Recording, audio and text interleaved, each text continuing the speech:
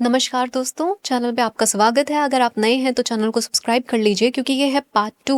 मेरी सब्सक्राइबर ने एक स्टोरी भेजी थी और पार्ट 1 जिन्होंने नहीं देखा है तो वो पहले जाकर पार्ट 1 देखें। मैं यहाँ पे कहीं पे टैग कर दूंगी। देवी कामाख्या की कहानी। देवी कामाख्या के बारे में मैंने आपको डिटेल में पहली कहानी में बताया है कि आखिर हम लोग जब बोलते हैं ना कि वहाँ पे मेहंदीपुर बालाजी में जाकर शांति मिली, या इस गुरुद्वारे में ऐसा हुआ, या उस मंदिर में ऐसा हुआ, उस देवी के पास जाकर ऐसे हुआ। सो उसके पीछे आखिर ये ऐसी शक्तिशाली चीज़ें ऐसे बनी कैसे, आखिर कहानी क्या है, तो उसके बारे में मैंने सारी डिटेल्ड इन्फॉर्मेशन दी है ताकि आप लोग जब ऐसी चीज़ों में, क्योंकि मेरे पास इतने सारे लोग आते हैं, इतने सारे डीएम आते हैं, स्टोरीज आती हैं, मेरा जीमेल भरा रहता है आपकी स्टोरीज से। तो मैं कहना चाहती हूँ कि जिन लोगों के साथ ये होता है वो जब इन चीज़ों पे विश्वास करें तो उनका विश्वास और गहरा हो, जब वो समझें कि वो चीज़ें कहाँ से उजागृत हो रही हैं। ये कहानी है अनन्या की। अनन्या गुवाहाटी यूनिवर्सिटी में पढ़ती थी। गुवाहाटी यूनिवर्सिटी में पढ़ने तो वो आ गई थी, लेकिन वो साउथ की रहने वाली थी। सो उनको बेसिकली बहुत दूर पड़ता था कि वहाँ से आना जाना ऐसा तो हो नहीं सकता था अब कि करे। तो वो इनफैक्ट मतलब बैकग्राउंड भी उनका इतना फाइनेंशियली गुड नहीं था। पीजी पे उन्होंने रहना शुरू किया। पीजी भी उन्होंने इसलिए थोड़ा दूर लिया ताकि जो पास वाले पीजी थे उसका ज़्यादा रेंट था, तो दूर इसलिए ले लिया, थोड़ा सा उसका बच जाएगा। और यूनिवर्सिटी की बस तो फ्री ही है, तो मेरा मतलब आना जाना सा बच गया। तो जो पीजी का है वो रेंट बच जाएगा। जहाँ पे उन्होंने पीजी लिया था वो 3 मंजिला एक घर था, और 3 मंजिला घर में कॉरिडोर में लास्ट में जाके उनका कमरा था। और वहीं पे जैसे ये कमरा एंड होते हैं, यहाँ पे थोड़ा सा हॉलवे और वहाँ पे फिर वॉशरूम्स है। तो मैं आपको डिटेल्स क्यों समझा रही हूँ वो आपको धीरे धीरे कहानी में पता चल जाएगा। अनन्या अभी यूनिवर्सिटी में पढ़ने ही आई है, पहला साल है उनका। पहले तो उनके कुछ दिन बहुत अच्छे निकले, जैसे नॉर्मल दोस्तों के साथ जाना, कॉलेज की लाइफ एंजॉय करनी, देखना कि अच्छा कहाँ कहाँ से लोग आए हैं, अलग अलग जगहों से लोग थे, काफ़ी सारे नॉर्थ ईस्ट के लोगों से वो मिली, उनका जानना, उनका व्यवहार सब अलग था मतलब। और ना उन्होंने एक चीज़ मेंशन की कि जहाँ पे वो पढ़ने गई थी ना, वहाँ पे नॉर्थ ईस्ट के काफ़ी लोग थे, और वो लोग बहुत मतलब ऐसे खुश खुश से रहने वाले लोग थे, मतलब कि वाओ यार कि कितनी हैप्पीनेस है वहाँ पे। ऐसे मतलब एक उनके लिए पर्सपेक्टिव बनाया गया, उससे बिल्कुल अलग थे, अनन्या का कहना है। सो एनी हाउ नॉर्मल जिंदगी निकल रही थी।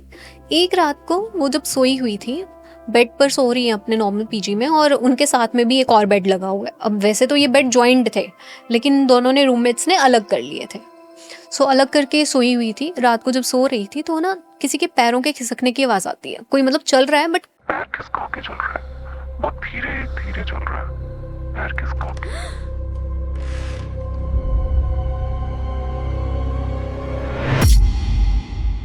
जैसे कोई किसी मतलब कोई बहुत भारी आदमी जब चलता है ना, वैसे कदमों की आवाज़ थी, लेकिन नंगे पाँव। कोई चप्पल की आवाज़ नहीं आ रही थी।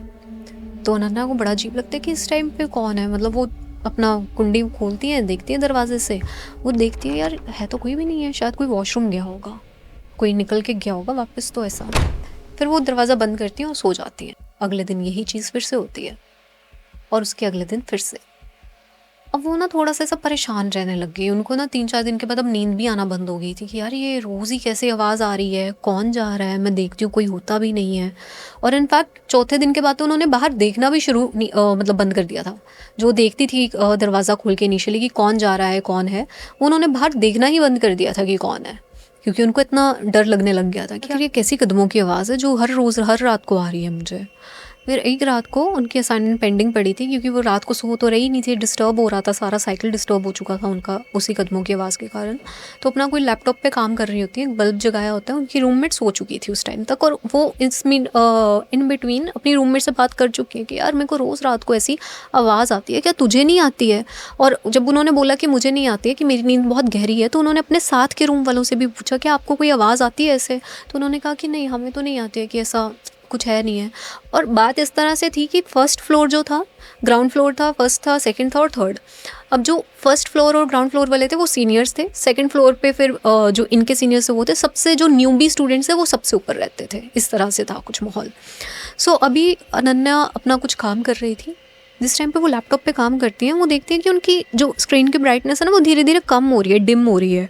तो देखती है ये मतलब आंखों पे जोर पड़ा ना, तो वो देखती है क्या है। तो साथ में ही जैसे वो ऐसा करके ऊपर देखती है, ऐसा लाइट की ओर देखती है, तो बल्ब जो था वो फ्लिकर करने लग गया धीरे धीरे।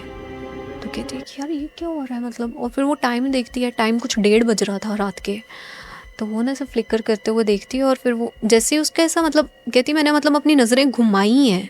बल्ब अगर मेरा मान लो आप राइट हैंड साइड पे है, मैंने लेफ्ट हैंड साइड को ऐसे नज़रें घुमाई हैं, मेरे मुंह से आवाज़ नहीं निकली, चीख नहीं निकली। मुझे एक परछाई दिखाई देती है दीवार के कोने पे, जहाँ पे मतलब एक ऐसा है कि इंसान का रूप ही है। लेकिन वो लंबा है, बहुत बहुत लंबा चेहरा है।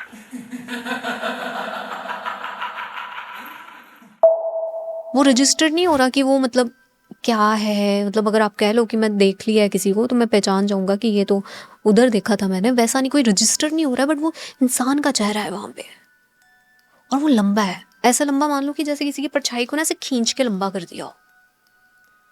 और कहती मैं मतलब एकदम से ऐसा डर से गई कि ये क्या चीज़ है मतलब।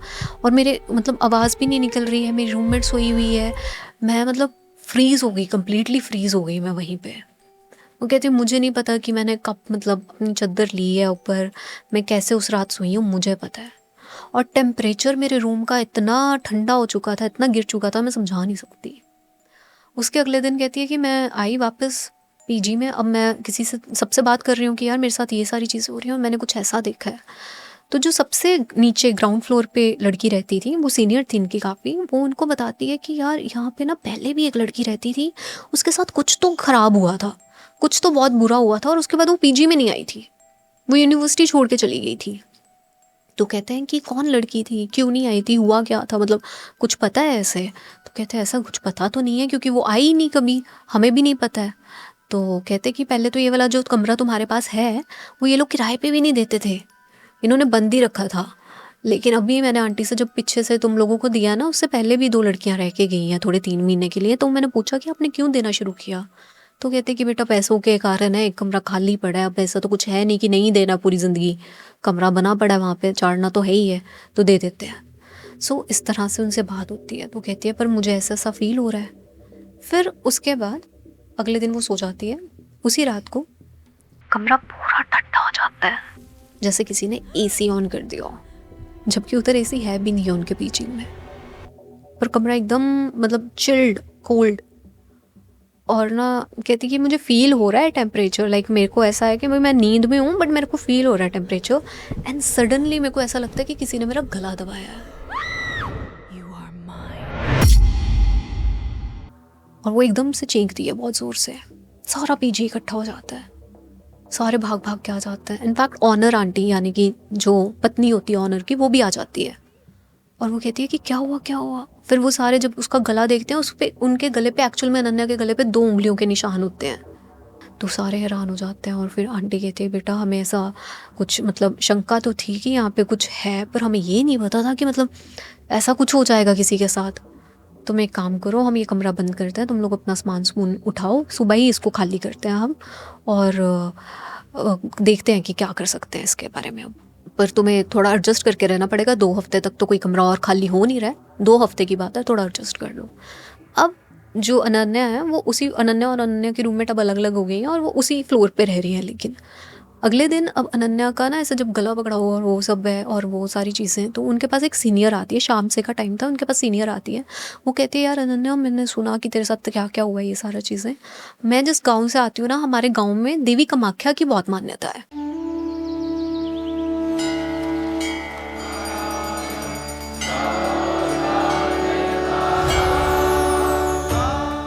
तो एक काम करना, तू वहाँ पे जा, ये किसी इंसान के बस का अब है नहीं है कि कोई कोई पंडित आएगा, पुजारी आएगा, किसी को भी दिखा ले। तो एक काम कर, तू देवी कामाख्या के जा, वहाँ पे बहुत मान्यता है and you will get it sorted.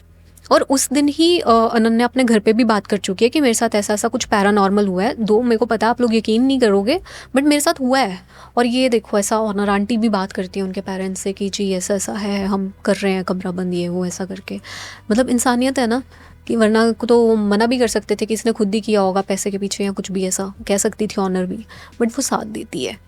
सो उसके बाद उस रात को भी वो जब सोने जाती है तो ऐसा ना मतलब उसको लगता है कि वो सो गई है और उसके आसपास ना कानों में आके किसी ने कुछ बोला, पूरा बोला, He is lying next पर to वो you. समझ नहीं पाई कि वो बोला क्या। वो ऐसा कुछ मतलब था, मतलब क्लियर नहीं हो पाया कि बोला क्या।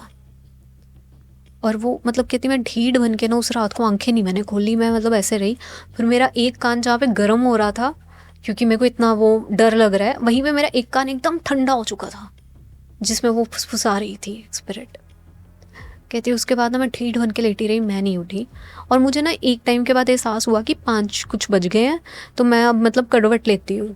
मैं मतलब मेरे को पता है कि मैं 4-5 घंटे उस पोजीशन में कैसे लेटी हूँ, लेकिन मैं जैसे करवट लेके ऐसे देखती हूँ तो वहीं पे उसी कोने में, अब वो दूसरे कमरे में है लेकिन वहीं पे वो किसी और कोने में भी उस कमरे में वहाँ पे उनको वो चेहरा दिखता है। और अब वो चेहरा और ज़्यादा सॉलिड दिख रहा होता है। अब वो मतलब समझ पा रही है कि वो चेहरा कैसा सा है, बाल कितने हैं लड़की के, आंखें कैसी दिखती हैं, वो दिख रहा है उसमें, वो शैडो में। अब वो बहुत डर चुकी थी कि मेरे माँ बाप ने अभी हफ्ते तक आना है, टिकट करवा रखी है लेकिन हफ्ता लग जाएगा, वहाँ पे मेरे को ये पूरा सीन बिल्डिंग चेंज करने में भी 2 हफ्ते लगेंगे, कुछ नीचे जाने में। तो मैं क्या करूँ, मैं देवी कामाख्या के जाती हूँ। फिर वो अपनी सीनियर के साथ निकल जाती हैं वहाँ पे। अब मानो कि वहाँ पे जाते ही अनन्या कहती है कि मैं बस पौड़ियाँ चढ़ रही हूँ और मेरे ना जैसे सीने पे भार सा था कोई, मेरे गले पे निशान वो गहरे, मतलब जैसे आप मान लो कि उस टाइम पे लाल कलर की उंगलियों के निशान पड़े थे, वो मतलब अब नीले पड़ चुके हैं, ऐसा हो चुका है। वो जाई जा रही है। जाती हैं वहाँ पे पुजारी मिलते हैं तो ना वो उनका डरा हुआ पूरा मुंह देखते हैं अनन्या का, और वो कहते हैं कि क्या हुआ बेटी के साथ। मेरी उनकी सीनियर से पूछा जाता है अनन्या की, तो अनन्या की सीनियर कहती है कि पुजारी जी ये बात है, सारा कुछ ऐसे ऐसे हुआ है और बात ऐसी है कि अब हम छोड़ के भी नहीं जा सकते क्योंकि हम तो पढ़ने वाले बच्चे हैं, हम कैसे इतना वो कर लेंगे, तो आप बताओ कि क्या है। सो वो उनके ऐसे देखते हैं, हाथ देखते हैं, पूरा ऐसा चेहरा देखते हैं और कुछ तो ऐसे उनके सिर से घुमाते हैं और उसके बाद एक दिया जला देते हैं और दिए में जो उन्होंने घुमाया होता है वो उसमें रख देते हैं, दिए के अंदर एज सच, और कहते हैं कि कुछ नहीं, सब सही हो जाना, तुम जाओ। कोई विधि नहीं, कोई पूजा नहीं, कोई भयंकर एग्जॉर्सिज्म नहीं, कुछ नहीं। लेकिन उस टाइम पे ना फिर अनन्या कहती कि मेरा आंसू निकल आए इतना ज़्यादा, क्योंकि इतना सारा कुछ हो रहा है, वो घर से पहली बार इतनी दूर आई है, कभी कोई भूत प्रेत पे यकीन नहीं था, कुछ नहीं था, और इतना सारा कुछ हो जाए तो बच्चा टूट जाता है। कितने साल की होंगी वो, 18-19 साल की होंगी उस टाइम पे। तो फिर उस टाइम पे कहती मेरा रोना निकल गया। तो वो कहते हैं, पुजारी कहते हैं तू रोती क्यों है, तुझे पता है तू कौन सी देवी के पास आई है। यहाँ पे अगर कहा जाता है कि ये तंत्र की देवी है, ये काम की देवी है, ये इनकी देवी है, वहीं पे ये देवी सबसे ज़्यादा दयालु देवी भी है, और ये वही देवी है जो किसी के साथ बुरा नहीं होने देगी, जो न्याय 100% तुम्हें देगी। कहते हैं और जो ये आत्मा की तू बात कर रही है, ये कोई बुरी आत्मा नहीं तेरे पीछे पड़ी है, वो बेचारी खुद सताई हुई है, वो तो सिर्फ तेरे पास भी इसलिए आ रही है कि उसका पता चले कि वो किसी कष्ट में है, वो दुखी है और उसको भी निवारण मिले। वो फंसी हुई है, वो जाना चाहती है।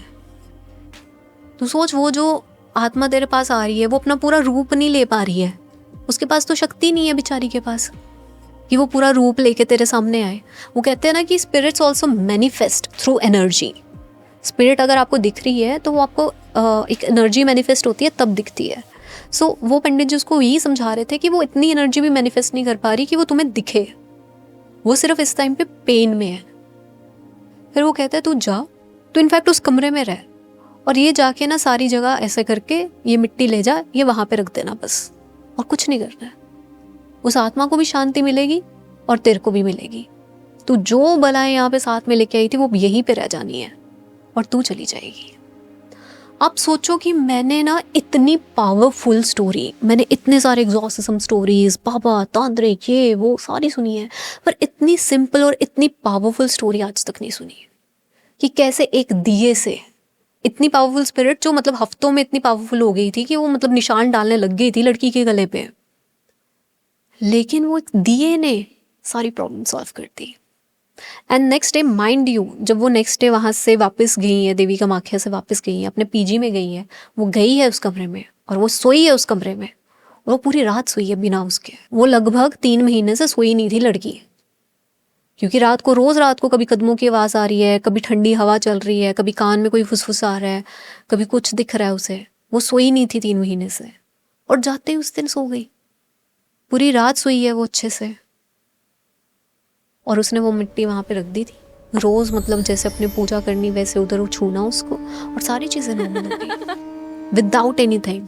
आप सोचो वो 2 साल से पीजी तक कमरा नहीं चढ़ा था किराए पे कि कुछ है यहाँ पे।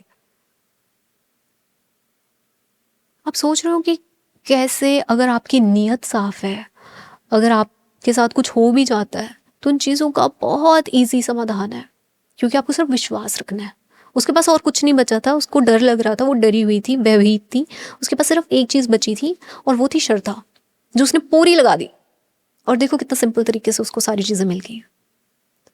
सो अब आप जानते हैं, अब आप मानते हैं देवी कामाख्या को। वैसे ही अगली स्टोरी मैं आपको बताने जा रही हूँ माँ बगलामुखी की। ये मेरे एक और सब्सक्राइबर ने भेजी है और मैंने फिर उनके बारे में सर्च किया। मिलते हैं नेक्स्ट स्टोरी में, तब तक के लिए नमस्कार।